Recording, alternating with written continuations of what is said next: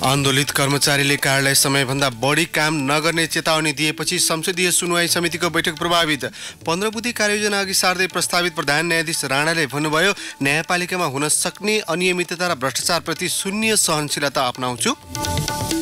सडक सुरक्षालाई ध्यानमा राखी यातायात नीति परिवर्तन गर्ने सरकारको तयारी। प्राथमिकताका 41 मध्ये 23 योजनामा 80% प्रगति हासिल भएको भौतिक पूर्वाधार तथा यातायात मन्त्रालयको दावी। सरकारद्वारा 77वटै जिल्ला प्रशासन कार्यालयको कार्यसम्पादन मूल्याङ्कन सुरु। पहिलो चरणमा काठमाडौँ उपत्यकाका 3 जिल्लासँग सम्झौता। हिंसाका बीच बङ्गलादेशमा संसदको 300 सदस्य चयनका लागि मतदान सम्पन्न। निर्वाचन लक्षित हिंसामा 12 जनाको मृत्यु।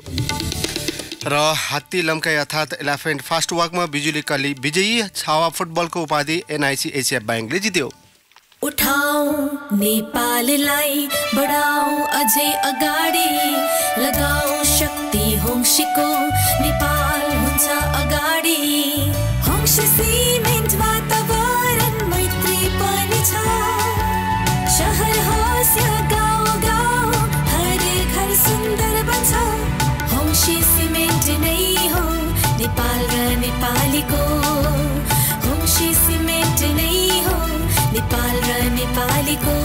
अन्तर्राष्ट्रिय उत्पादन प्रविधि तथा उपकरणबाट नेपालमै पहिलो 6000 टिपिडी प्रोडक्सन लाइन साथै रोटरी किल्न प्रयोग गरी उत्पादित होङ्सी सिमेन्ट। यसको मजबुती प्रारम्भिक अवस्थामा धेरै हुन्छ साथै छोटो समयमा पकड बनाउँछ।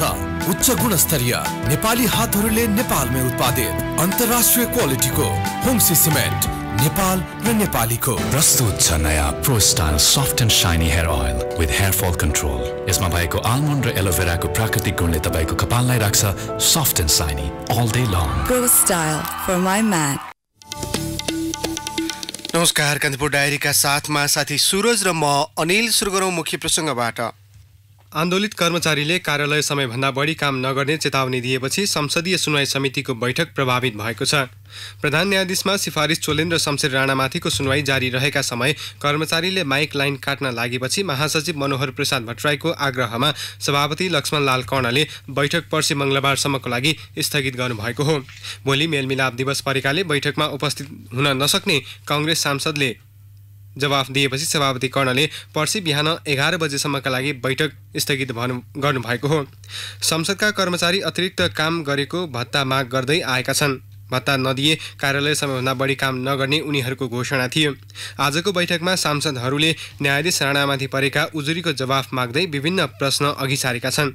जुवा तासलाई मनोरञ्जन र बौद्धिक खेलका रूपमा मान्यता दिएको, इजलास बहिष्कार गरेको, राजपरिवारको सम्पत्ति ट्रस्टमा ल्याउने निर्णय विपरीत पूर्व राजा ज्ञानेन्द्र शाहकी छोरीको सम्पत्तिलाई दाइजोको मान्यता दिएको लगायतको विगतको फैसलामाथि सांसदहरूको गम्भीर प्रश्न थियो।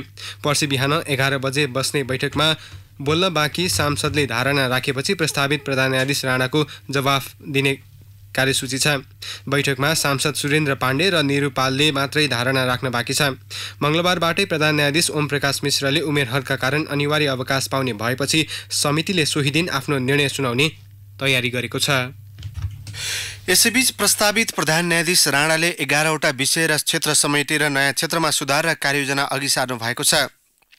सुनवाई समितिको बैठकको सुरुमै आफ्नो कार्ययोजना प्रस्तुत गर्दै राणाले न्यायालयमा बुझाउने रकम तथा शुल्कदेखि फैसला कार्यान्वयनसम्मको योजना प्रस्तुत गर्नुभएको हो।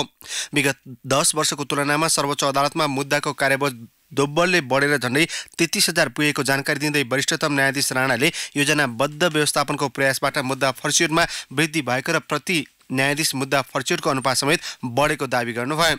न्यायपालिकामा हुन सक्ने अनियमितता र भ्रष्टाचारप्रति शून्य सहनशीलता अपनाउँदै जिम्मेवार निकाय तथा निगरानीमूलक संयन्त्रको क्रियाशीलता मार्फत प्रभावकारी नियन्त्रण गर्ने कार्ययोजना अघि सार्दै उहाँले त्यसका लागि विगतको अध्ययन तथा अनुभवमा आधारित भई नयाँ योजना तर्जुमा गर्ने जानकारी दिनुभयो।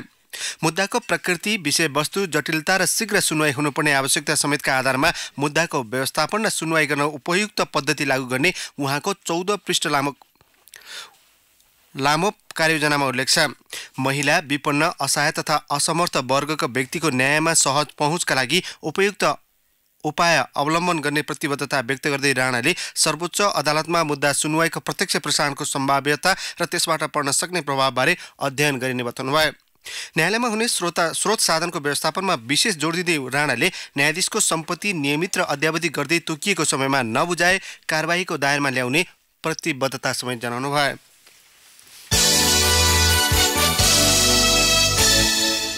भौतिक पूर्वाधार तथा यातायात मन्त्रालयले चालु आर्थिक वर्षको पहिलो चौमासिकमा लक्ष्य अनुसार प्रगति हासिल गर्न सफल भएको दावी गरेको छ।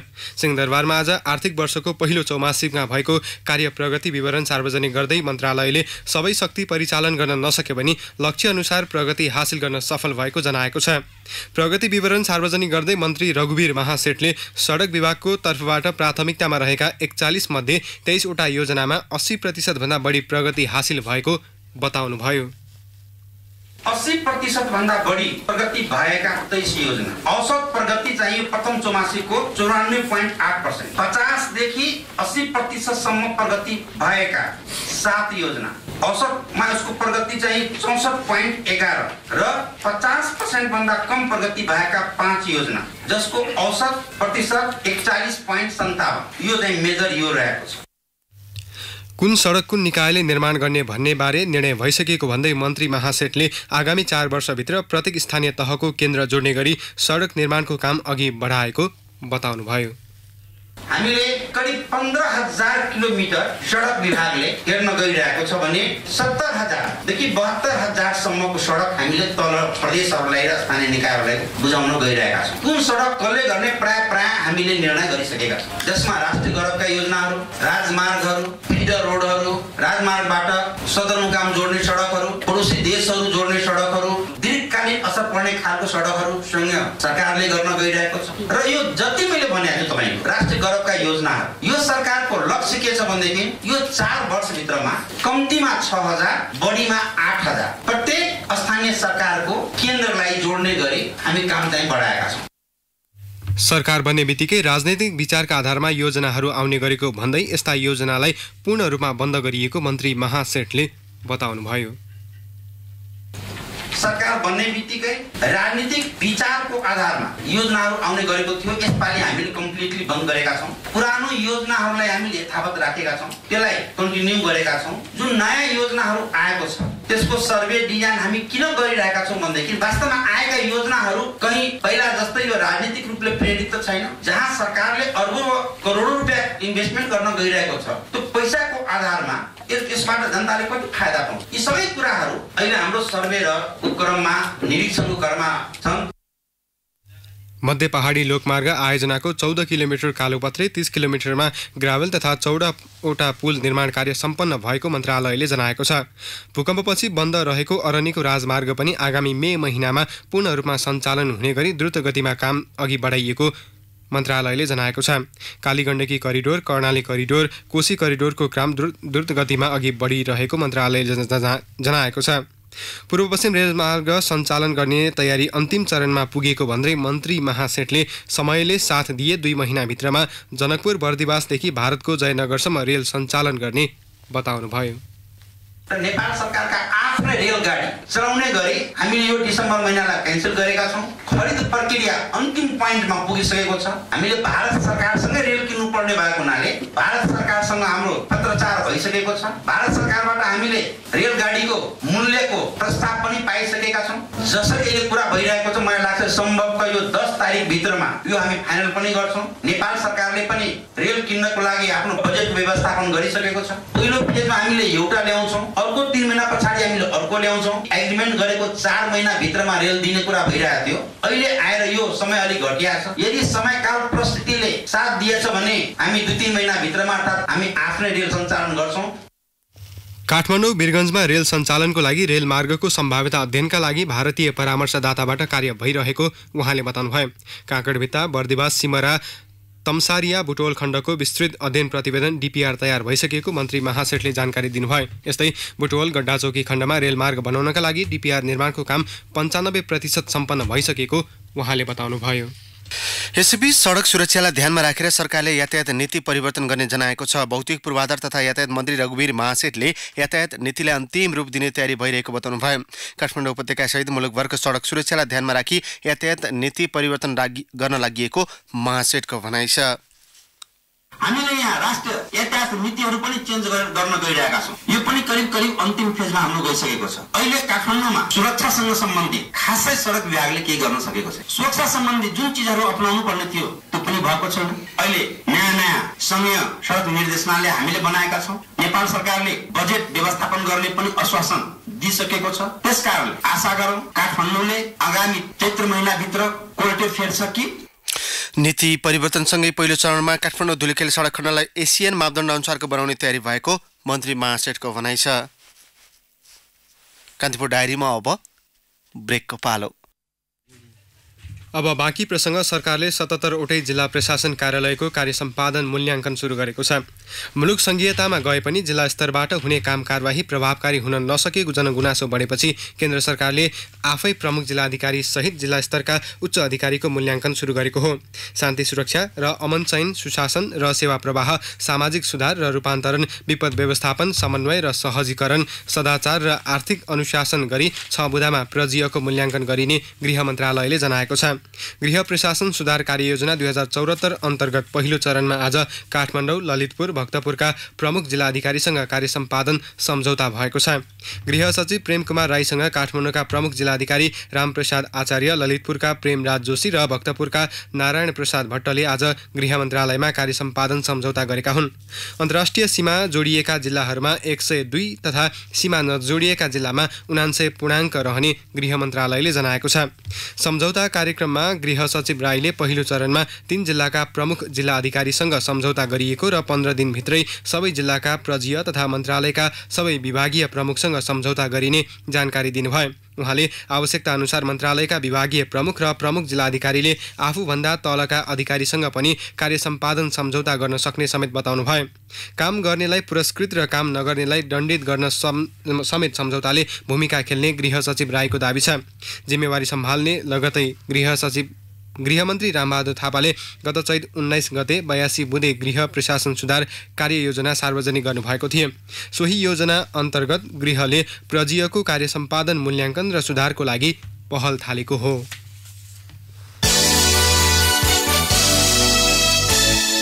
बालिका निर्मला पन्तको बलात्कारपछि हत्या घटना अनुसन्धानमा प्रहरी निष्कर्षमा पुग्न नसकेको अवस्थामा प्रहरी महानिरीक्षक सर्वेन्द्र खनाल दोस्रो पटक कञ्चनपुर पुग्नु भएको छ। निर्दोषलाई दोषी करार गर्न प्रहरी उद्धत रहेको भन्दै चौतर्फी विरोध भइरहँदा आइजिपी खनाल अनुसन्धानको पछिल्लो अवस्था बुझ्न कञ्चनपुर पुग्नु भएको उहाँको सचिवालयले जनाएको छ। प्रहरी हिरासतबाट केही दिन अघि मात्रै रिहा भएका रावल थरका 18 वर्षीय युवकले बालिकाको बलात्कार र हत्या गरेको साबिती बयान दिएको खबर मिडियामा लिक गराएको आइजिपी सचिवालयले खनालको कञ्चनपुर भ्रमणलाई अर्थपूर्ण भनेको छ। घटना भएको 5 महिनासम्म पनि प्रहरी अनुसन्धान अझै शून्यमा छ। घटनाको अनुसन्धानका लागि प्रहरीले आवश्यक प्रमाण समेत जुटाउन सकेको छैन। आइजिपी खनालले भने जघन्य अपराधको प्रमाणमुखी र सफल अनुसन्धान गर्न नेपाल प्रहरी अब्बल रहेको दाबी छाड्नु भएको छैन। कञ्चनपुरमा जिल्ला प्रहरी कार्यालयका अधिकृत तथा जवानलाई निर्देशन दिँदै आइजिपी खनालले जघन्य अपराध विरुद्ध प्रहरी कर्मचारी उच्च व्यावसायिकता प्रदर्शन गर्दै प्रमाणमुखी र सफल अनुसन्धान गर्न कटिबद्ध रहेको हुनुपर्ने बताउनु भएको छ। यस्तै महिला मानवाधिकार कर्मीसँगको भेटमा उहाँले कञ्चनपुर घटनामा संलग्न जोसुकैलाई पनि कारबाहीको दायरामा ल्याउने प्रतिबद्धता जनाउनु भएको छ। आइजिपी खनालले प्रहरी अनुसन्धान परिमाण निकाल्नेतर्फ उन्मुख भएको दाबी गर्दै आन्दोलनरत अधिकार कर्मीलाई आश्वस्त पार्ने प्रयास समेत गर्नुभएको थियो।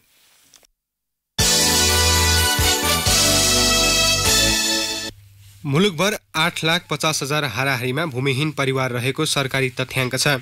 विभिन्न ठाउँमा सुकुम्बासीको रूपमा रहेका उनीहरूसँग जग्गाको अस्थायी धनी पूर्जा भए पनि उपभोग गर्न नपाउने समस्या छ। बाढी पहिरो लगायतका विभिन्न कारणले विस्थापित बनेका उनीहरू सरकारले जमिन उपलब्ध गराइदिने आशामा बसिरहेका छन्। सरकारले पनि उनीहरूलाई सुरक्षित बसोबासका लागि छुट्टै ऐन ल्याउने तयारी गरेको जनाएको छ। एक रिपोर्ट। जोतभोग गरिरहेको जग्गालाई चाहिँ वन शुद्धिकरण आयोगले तपाईँको चाहिँ वन क्षेत्र भनेर भनिरहेको अवस्था। पहाडमा चाहिँ तपाईँको पहिरोले विस्थापित गरेका बाढीले विस्थापित गरेका मान्छे त्यहाँ बस्दै आए। बस्दै आउँदाखेरि अब अहिले चाहिँ तपाईँको चाहिँ वनले त्यसलाई वन क्षेत्र भनिरहेको अवस्था। पुनः त्यसलाई वन बनाउन सक्ने अवस्था पनि छैन। त्यहाँबाट उठीपास गरेर मान्छेलाई चाहिँ विस्थापित गराउन सक्ने अवस्था पनि छैन, किनभने त्यहाँ भौतिक पूर्वाधार सबै तयार भइसकेको छ। त्यो ऐलानी क्षेत्रलाई स्वामित्व हामीले पाउनुपर्छ भन्ने हाम्रो दायित्व हो। पहिरोबाट विस्थापित उदयपुरका बलबहादुर तामाङ अधिकांश समय आफू कतिखेर विस्थापित भइने हो भन्ने चिन्तामा छन्। बाँझो जमिनमा कनी खोसी गरिरहेका तामाङको भविष्य नै अन्योलमा छ। त्यस्तै दाङको स्वर्गद्वारी आश्रममा बसिरहेका श्रीधर पौडेलको समस्या पनि उस्तै छ। स्वर्गद्वारी आश्रमले झुटा मुद्दा किसानहरूलाई दिने र घर बनाएर बसेका पीडितहरूलाई मुद्दा दिएर उनीहरूको घर भत्काउने र त्यहाँबाट बस्ती खाली गराउने उसको उद्देश्य रहेको छ। त्यहाँ वर्षौंदेखि बसोबास गरिआएका मान्छेहरू र धेरै नै ठुलो बसोबास भएको हुनाले त्यो बसोबासलाई व्यवस्थित गरिपाउँ भनेर अहिले हामी संघीय सरकारलाई चाहिँ झकझकाउन आएका हौं र हाम्रा मागहरू चाहिँ हामीले राखेका छौं र त्यसमध्येमा सम्पूर्ण भूमिहीन किसानहरूदेखि लिएर बसोबास गरेका व्यक्तिहरूले लाल पूर्जा पाउनुपर्छ। हलिया, कमैया, कमलरी, चुरे, बिर्ता, गुठी, ऐलानी लगायतका भूमिहीनको मुख्य समस्या नै आफ्नो नाममा एक टुक्रा जमिन नहुनु हो। सोही समस्याका कारण आफू बस्दै आएको जग्गा कुन बेला छाड्नुपर्ने हो भन्ने त्रासमा छन्। राष्ट्रिय भूमि अधिकार मञ्चका नरिराम महर यो अवस्थाबाट मान्छेहरूलाई जोगाउनका लागि र संविधानसित जोडिएका मौलिक हकहरूको कार्यान्वयनका लागि पनि भूमि अधिकारको मुद्दा अहिलेका लागि सान्दर्भिक छ र यही विषयमा तीनै तहका सरकारहरूलाई झकझक्याउनका लागि प्रतिनिधिमूलक ढंगले बाढी पीडितहरू, हलिया, मोही,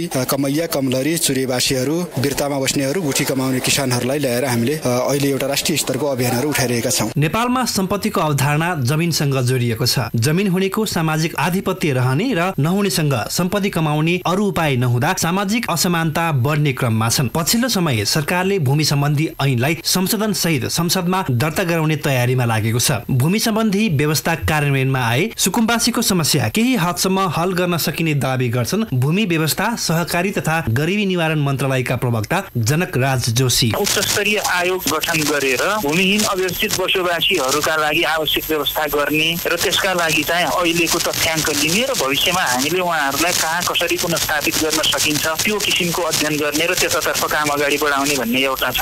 यस अघिका आयोगहरूबाट व्यवस्थापन भएको सम्बन्धलाई पनि नियमन गर्ने, त्यसलाई पनि फर्मलाइज गर्ने गरी त्यो कामलाई पनि अगाडि बढाउनु पर्छ भन्ने दुईवटा व्यवस्था हामीले भूमि सम्बन्धी ऐनको 8औं संशोधनमा प्रस्ताव गरेका छौं। घाँस, बाँस र कपासको सहज उपभोग गर्न पाउने नागरिकको नैसर्गिक अधिकार हो, तर यो सामान्य अधिकारलाई पनि राज्यले प्रत्याभूत गर्न सकेको छैन। जमिनकै अभावमा बास नपाउने नागरिकको संख्या बढ्दै जाँदा भूमिहीनको अन्त्य गर्ने सरकारी नारा समेत कागजमै सीमित बन्दै गएको छ। रेडियो कान्तिपुरका लागि रमेश दुलाल।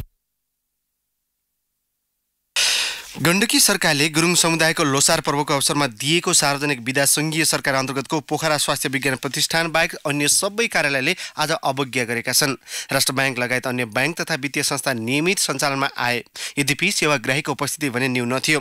प्रदेश मन्त्री परिषदको गत शुक्रबारको बैठकले लोसार पर्वका दिन आज सार्वजनिक बिदा दिने निर्णय गरेको थियो। आन्तरिक मामिला तथा कानुन मन्त्रालयले सबै तयारी तथा सार्वजनिक कार्यालय, शैक्षिक संस्था र सार्वजनिक संस्थानमा बिदाको निर्णय भएको सूचना जारी गरेको थियो। प्रदेशको बिदा दिने निर्णयले संघीय संरचना अन्तर्गतका कार्यालय र निकायलाई नछोएपछि खोल्नु परेको सम्बन्धितले बताएका छन्। प्रदेशको बिदाको निर्णय केन्द्र सरकारले स्वीकृत नगरेकाले बिदा नदिएको उनीहरूको तर्क छ। जिल्ला प्रशासन, उच्च र जिल्ला अदालत, प्रहरी, मालपोत, नापी, कर्मचारी सञ्चय कोष जस्ता संघीय सरकार मातहतका कार्यालयले प्रदेशको बिदा कार्यान्वयन गरेका छैनन्। यसैबीच गुरुङ समुदायले पुरानो वर्षलाई बिदाई गरी नयाँ वर्षलाई स्वागत गरेर आज तमु लोसार पर्व मनाएका छन्। लोको अर्थ वर्ष र सारको अर्थ फेरिनु रहेको छ। गुरुङ समुदायले नयाँ वर्षको रूपमा आजको दिन धुमधामका साथ मनाएका थिए। लोसारको अवसरमा टुडी खेलमा विशेष कार्यक्रमको आयोजना गरिएको छ। कान्तिपुर डायरीमा पुनः ब्रेकको पालो। कान्तिपुर डायरीमा अब आर्थिक प्रसङ्ग। सरकारले वैदेशिक रोजगारीमा जाने कामदारको सहजताको लागि आजदेखि प्रदेश स्तरीय श्रम स्वीकृति दिने व्यवस्था गरेको छ। पहिलो चरणमा आज प्रदेश 5 को बुटवलबाट 12 जना र प्रदेश 2 को जनकपुरमा 20 जनालाई श्रम स्वीकृति दिएर सरकारले प्रदेश स्तरीय श्रम स्वीकृतिको औपचारिक थालनी गरेको हो।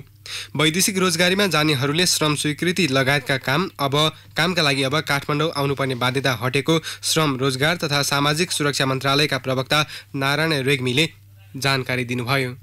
सडकमै खाउँ, सडकमै नाचौँ, सडकमै रमाउँ भन्ने नाराका साथ बुटवलमा आज प्रथम सडकमा खाना महोत्सव सुरु भएको छ। पर्यटन प्रवर्धन गर्न भन्दै अङ्ग्रेजी नयाँ वर्षको अवसर पारी होटल तथा रेस्टुरेन्ट व्यवसायी सङ्घ रूपन्देहीले आयोजना गरेको सडक खाना महोत्सवको उद्योग, पर्यटन, वन तथा वातावरण मन्त्री लीला गिरीले उद्घाटन गर्नुभयो। महोत्सव बुटवल उपमहानगरपालिका 9 3 बुटवल 11 को होराइजन चोकसम्मको सडकमा आयोजना गरिनेछ।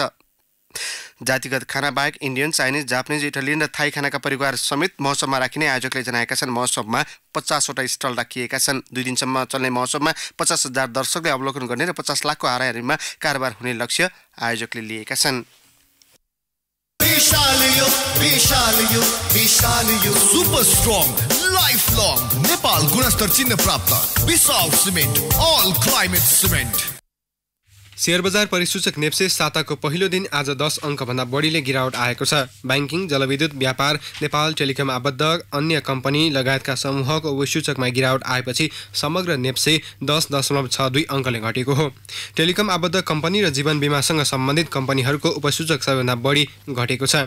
नेप्सेमा आज 5413 कारोबारबाट 45 करोड 42 लाख रुपैयाँ बराबरका 12,36,000 किता सेयर किनबेच भए।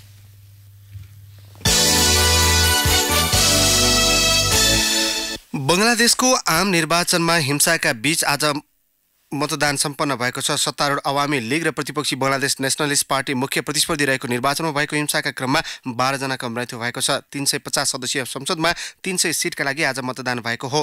बाँकी 50 सिटमा हुने भने महिला प्रतिनिधि मनोनित हुने व्यवस्था छ। मुस्लिम धर्मावलम्बी बाहुल्य बङ्गलादेशमा मुलुकभरका 40,199 मतदान केन्द्रमा 10 करोड जनाले मतदानमा सहभागिता जनाएको बीबीसीले उल्लेख गरेको छ। प्रधानमन्त्री शेख हसिना र भ्रष्टाचारको आरोपमा जेल सजाय काटिरहेकी पूर्व प्रधानमन्त्री खालिदा जिया बीचको युद्धका रूपमा समेत आम निर्वाचनलाई हेरिएको छ। निर्वाचन अवधिभर सुरक्षाका लागि करिब 6 लाख सुरक्षाकर्मी खटाइए पनि सत्तारूढ र विपक्षी बीच झडप जारी रह्यो।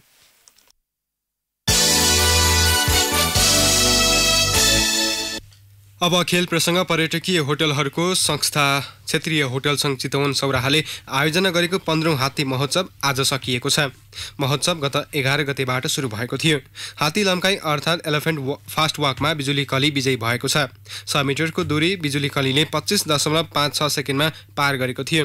सो प्रतियोगितामा लक्की कली दोस्रो र बोमजन कली तेस्रो भए। हात्ती दौडको नाममा 15 वर्ष अघि महोत्सव सुरु भए पनि पशु अधिकार कर्मीको विरोधपछि यो वर्षबाट नाम परिवर्तन गरेर एलिफेन्ट फास्ट वाक नाम राखिएको हो। छावा फुटबलको उपाधि एनआइसी एसिया ब्याङ्कले जित्यो। फाइनलमा सिजे फुड्स 5-3 ले पराजित गर्दै एनआइसी एसिया विजयी भएको हो। हात्ती पोलोको उपाधि सौराहाको होटल 7 स्टारले प्राप्त गर्यो। 7 स्टारले 5 गोल गर्दा प्रतिस्पर्धी एमई ट्राभल्सले 3 गोल मात्र गर्यो। महोत्सवमा हात्ती वनभोज र हात्ती सुन्दरी प्रतियोगिता पनि सञ्चालन भएका थिए। पल्सर शहीद स्मारक ए डिभिजन लिग फुटबलमा भोलिबाट 12औं चरणका खेलहरू हुँदैछन्। 2 खेल अगावै मनाङ मर्स्याङदीले उपाधि जितेपछि अन्य क्लबहरू स्थान सुधारमा आफूलाई केन्द्रित गर्ने दाउमा हुनेछन्। लिगमा भोलि 3 खेल हुनेछन्। पहिलो खेलमा भोलि न्युरो टिम एनआरटी र मछिन्द्र क्लब बीच प्रतिस्पर्धा हुँदा अपराह्न हुने खेलमा त्रिभुवन आर्मी क्लब र जावलखेल युथ क्लब तथा फ्रेन्च क्लब र ब्रिगेड बोयज क्लब आमने सामने हुँदैछन्। भोलि जित निकाल्न सके आर्मी 3 स्टारलाई पराजित गर्दै कम्तीमा 2 दिनका लागि तेस्रो स्थानमा उक्लनेछ। आर्मी 21 अङ्कमा चौथो स्थानमा छ भने जावलखेल 11 अङ्कमा 9औं स्थानमा छ। जितले एनआरटी र फ्रेन्चलाई 2 स्थानमाथि पुर्याउनेछ भने मछिन्द्र र ब्रिगेडले आफ्नो खेलमा जित हात पारे 1-1 स्थान सुधार गर्नेछन्। उपाधि विजेता मनाङले पर्सि मंगलबार हिमालयन शेर्पासँग प्रतिस्पर्धा गर्दा अन्य खेलमा विभागीय डर्बीमा नेपाल पुलिस र सशस्त्र प्रहरीको एपीएफ आमने सामने हुनेछन्। अर्को खेलमा सरस्वती युथ र च्यास्लो युथ भिड्नेछन्। दोस्रो स्थान कब्जा गर्ने होडमा रहेका सङ्कटा क्लब र 3 स्टार भने बुधबार भिड्दैछन्। सङ्कटा 25 अङ्कमा दोस्रो र 3 स्टार 23 अङ्कमा तेस्रो स्थानमा छन्। हवस् त प्रसङ्ग सहित कानपुर डायरीको यो बुलेटिन यहीँ सकिन्छ। साथी सुरज र म अनिल विदा माग्छौँ। नमस्कार।